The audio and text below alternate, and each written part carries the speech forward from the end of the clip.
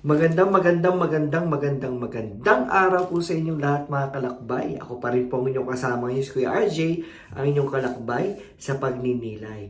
Para sa araw na ito, magkakaroon tayo, pagninilay natin yung gospel tungkol po galing po kay San Marcos. Ito po yung tungkol sa anak nung babaeng na Gentile, ano? Napakaganda po ng pagninilay natin. Ang gamit po natin na Bible po ulit, ito pong New Testament Pinoy version.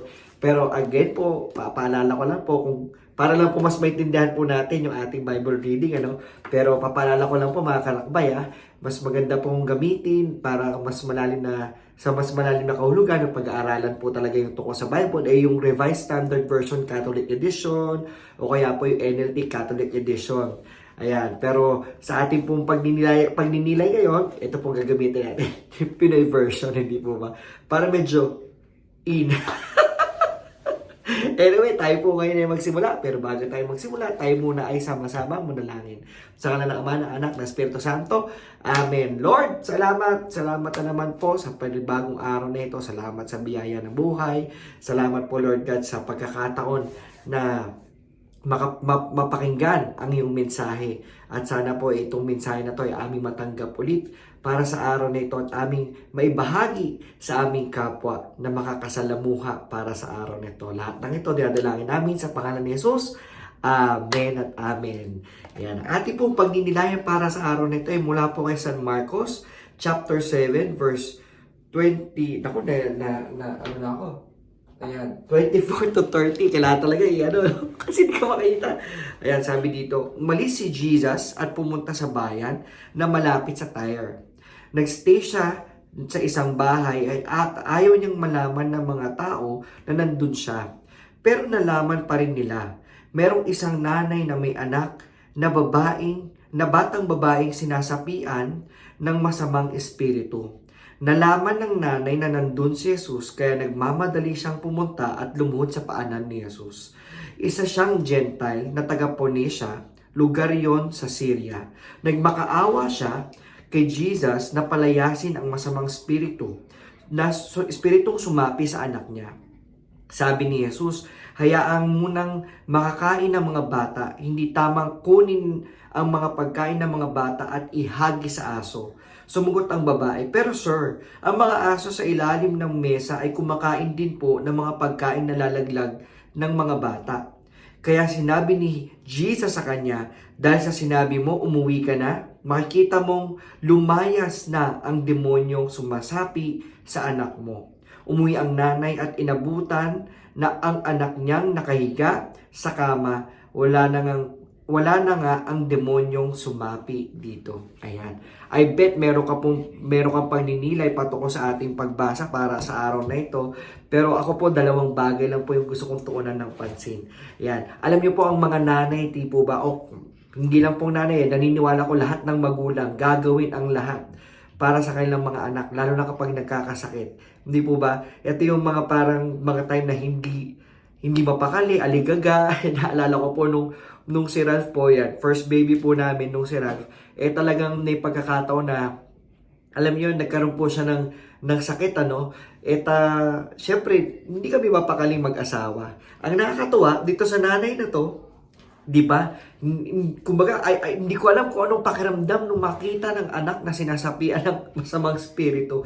Di ba yung mga napapanood natin sa Exorcist? Di ba yung umiikot yung ulo?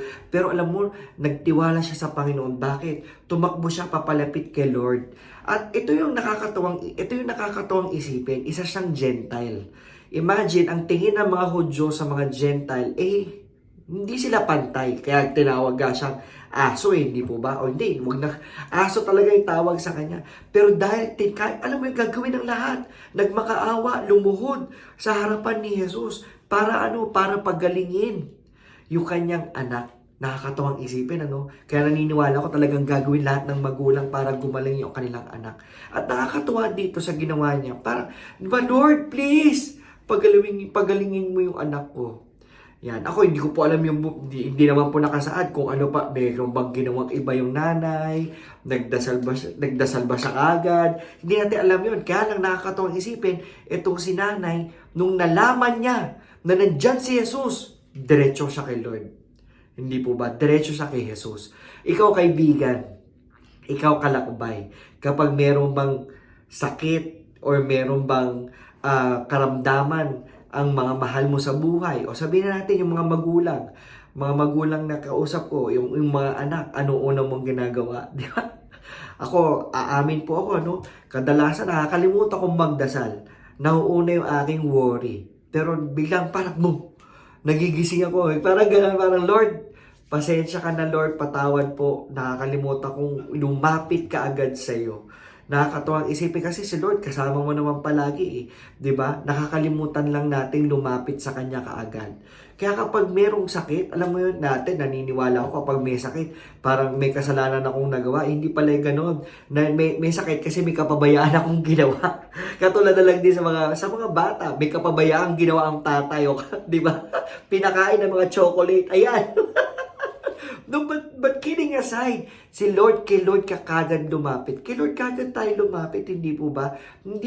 Pero hindi ibig sabihin nun, hindi na kailangan pumunta ng doktor, hindi ba? Pero kay Lord unang lumapit, Lord, pagilingin niyo po yung aking anak. And believe me or not, pwedeng papunta pala sa doktor, wala na yung sakit.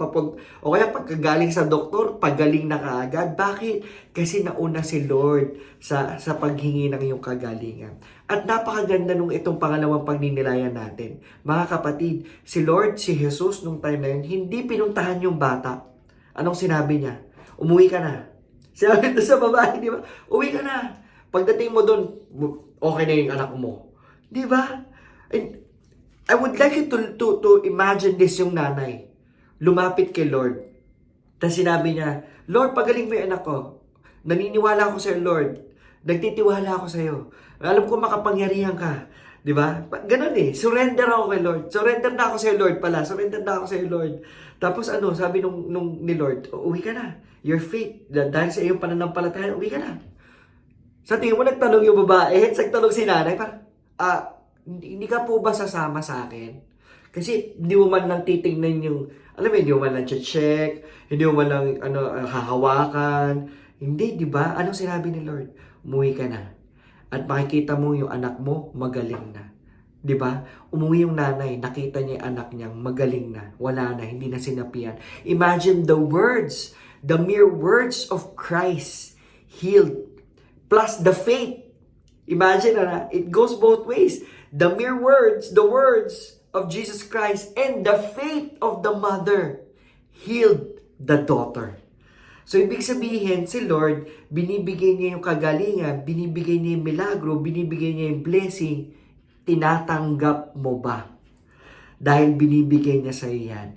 Kapag tinanggap mo, sigurado. Sigurado. Sigurado.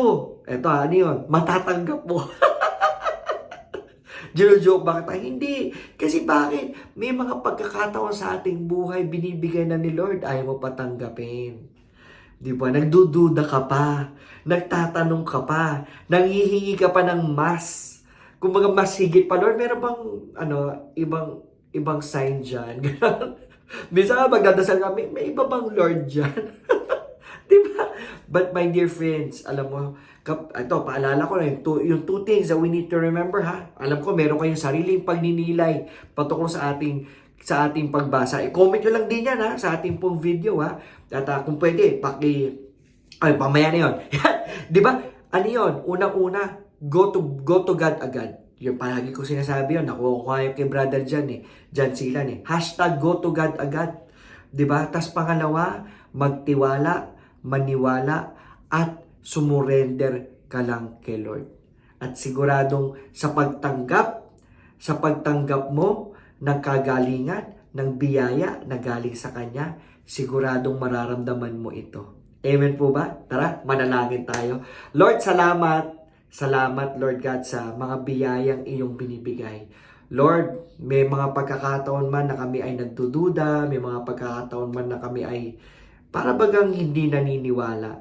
Naway bigyan mo po kami ng kalakasan, padala niyo po sa amin yung Espiritu Santo, ng aming mabigyan ng aming matanggap yung mga bagay na gusto mong ibigay sa amin. At hindi lang yun, Lord. Sa aming pagtanggap, maniniwala kami na itong mga bagay na ito ay mag-uumapaw. At sa pag-apaw na to, Lord God, alam namin Isa lang ang dahilan. Aming ibabahagi ito sa mga taong nangangailangan din ng iyong mga biyaya, kagalingan, pagmamahal, kagalakan, at lahat ng mga magagandang bagay na ibinibigay mo sa amin. Lord, sa araw na ito, tinatanggap namin ang lahat ng gusto mong ibigay. Lahat ng biyaya, lahat ng mga test na kailangan naming harapin para sa ikabubuti namin, lahat ng to tinatanggap namin, Panginoon. Ihanda mo po kami mula ulo hanggang paa, mind, body, and spirit, so that we may be ready in the receiving and be prepared in facing what needs to be faced. All this we pray in Jesus' name. Amen. The name of the Father, the Son, and the Holy Spirit. Amen! Yay! Maraming salamat mga kalakbay sa inyong pagsama sa amin. Dito po sa ating sinisimulang daily daily reflection kasama po si Kuya RJ. And I pray that you, kahit paano, ang request ko lang po, paki-share po yung video. Ayan, para po mas marami tayong ma-reach na mga nangangailangan ng mensaheng ito. Maraming salamat po. God bless you. Continue shining His light because you are a blessing. God bless. Bye!